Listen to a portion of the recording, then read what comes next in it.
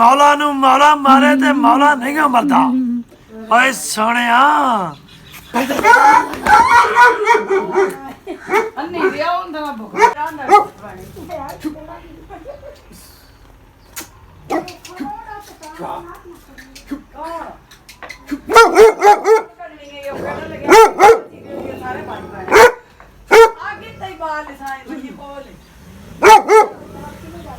बिस्मिल्लाहिर्रहमानिर्रहीम अस्सलाम वालेकुम के हाल चाल है पंजाबियों दा और ठीक हो फिट हो के नवियां ताज़ियां है। मेरा नाम है खुरम सोला तुसी वेखदे पे तुहाडा अपना यूट्यूब चैनल डेरे तइयां अज डेरे दे सारे मामलात दी वीडियो बनानी।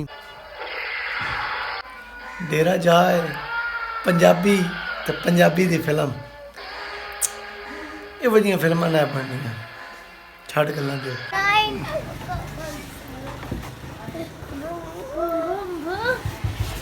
हाँ सिर बजे मेरे पुत्र एडा भी खुश ना होना।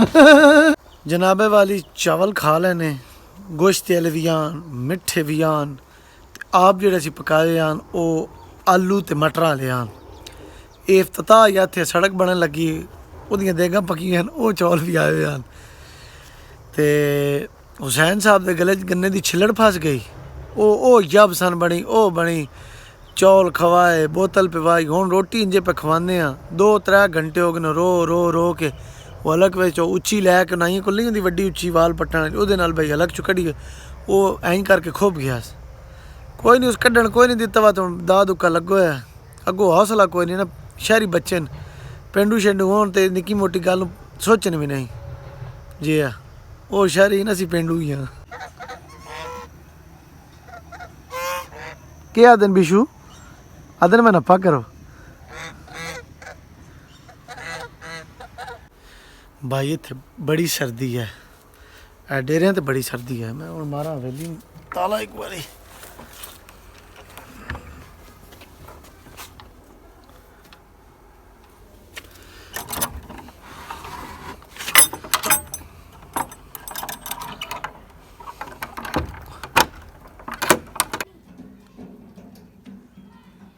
वाह जी वाह वाह जी वाह वाह जी वाह वाह जी वाह।